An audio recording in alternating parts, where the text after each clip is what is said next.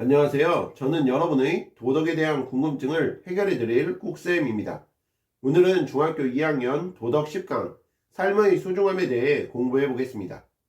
삶은 하나밖에 없고 대체할 수 없으며 한 번 잃으면 돌이킬 수 없고 시작과 끝이 있기 때문에 소중한데, 우리는 주변 사람과의 관계, 꿈이나 소망을 이루어 나가는 과정, 취미나 종교 활동, 원하는 물건을 얻었을 때 삶의 소중함을 느낄 수 있죠.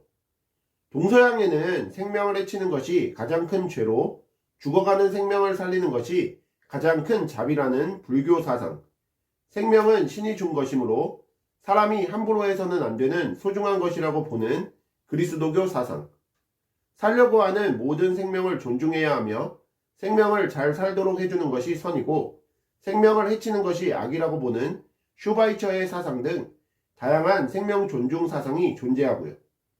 생명보호를 위해서는 식품안전기본법, 소방기본법, 산업안전보건법, 동물보호법 등 생명을 존중하고 아끼는 사회적 풍토 확립을 위한 법과 제도를 강화하는 사회적 노력과 존중의 태도, 긍정적 태도, 적극적 태도 등의 개인적인 노력이 필요하다는 점도 꼭 기억하셔야 합니다.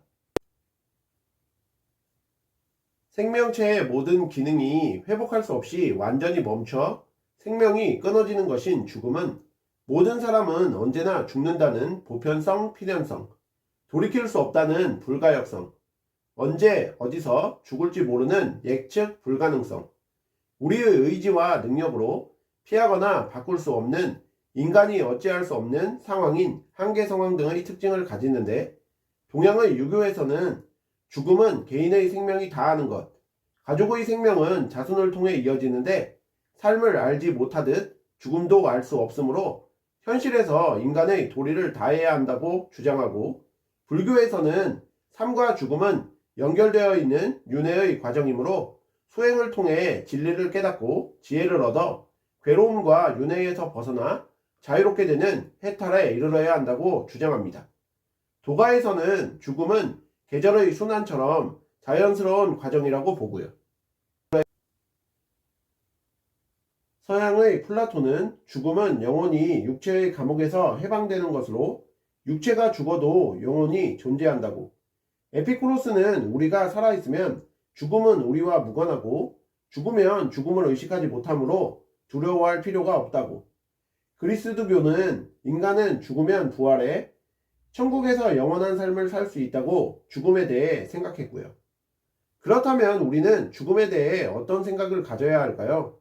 우선 평정심을 지니고 초연하고 담담하게 죽음을 받아들이고 삶을 의미있고 소중하게 살도록 노력해야 하며, 타인의 죽음을 경건하게 바라보며 죽음의 의미를 되새겨보는 태도도 필요합니다.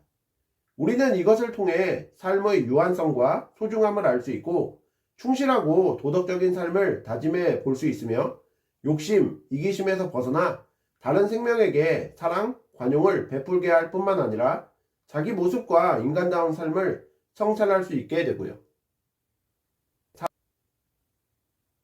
또한 삶을 의미있게 살아가기 위해서 인간은 시간, 공간 등의 자연적, 개인적, 사회적 조건에 따른 한계 상황 등 사회적 유한성을 지닌 존재라는 것을 자각하여 자신의 삶을 겸허하게 돌아보고 의미 있는 삶을 추구하는 계기를 마련해야 하며, 꿈을 실현하고 타인과 좋은 관계를 유지하며 사회적 역할을 다하고 자연과 조화를 이루는 의미 있는 삶을 추구해야 합니다.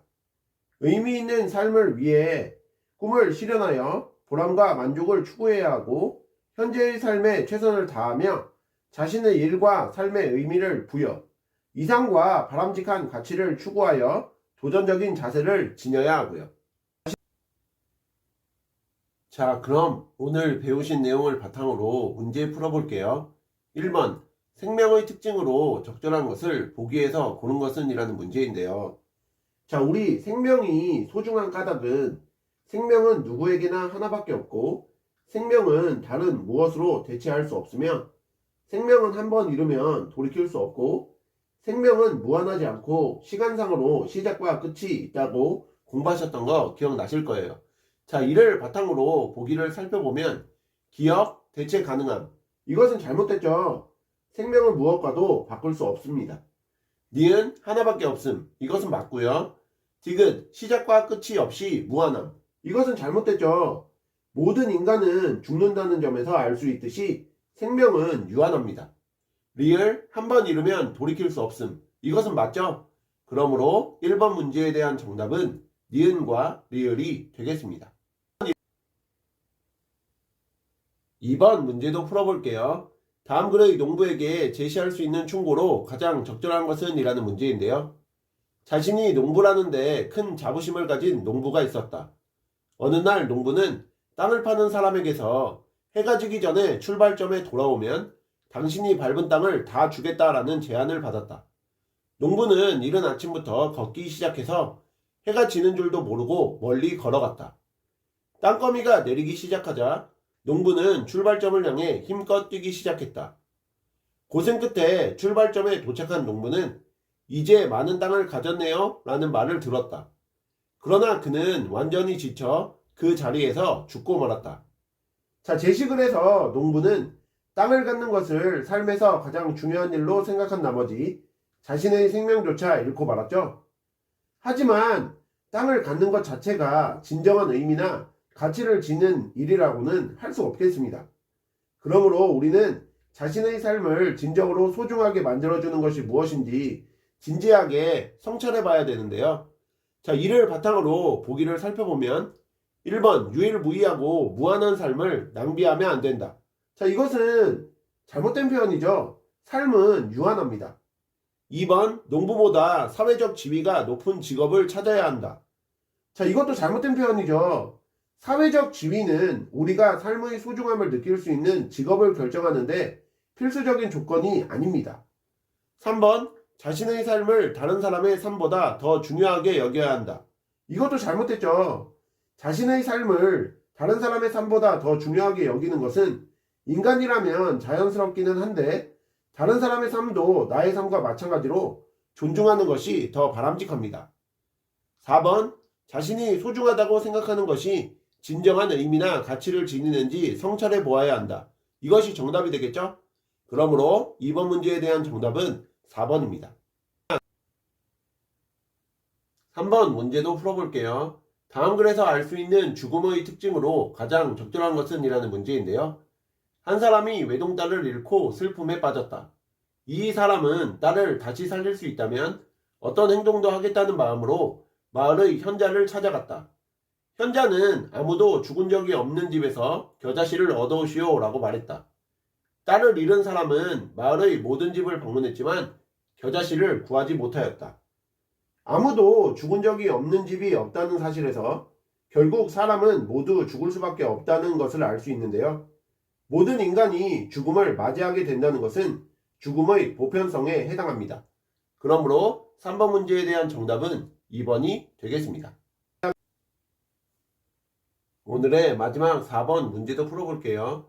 다음과 같이 주장한 사상가 또는 사상으로 가장 적절한 것은? 이라는 문제인데요. 죽음은 개인의 생명이 다하는 것일 뿐이다. 가족의 생명은 자손을 통해 이어진다. 그리고 삶도 제대로 알지 못하는데 죽음을 어떻게 알 수 있는가? 죽음 이후의 세계에 관심을 가지는 것보다 현실에서 인간의 도리를 다하는 것이 바람직하다. 자, 이것은 유교랑 관련이 된 것인데요. 유교는 죽음 이후의 세계보다 현실에서의 도덕적 삶을 강조합니다.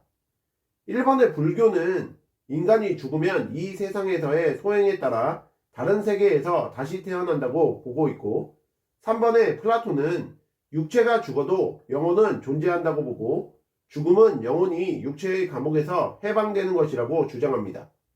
4번의 에피쿠로스는 우리는 죽음을 경험하지 못한다고 보아 죽음을 무서워할 필요가 없다고 보았고, 5번의 그리스도교는 죽음은 모든 것이 끝나는 것이 아니고 인간은 사후에 부활해 천국에서 영원한 삶을 누릴 수 있다고 보았습니다.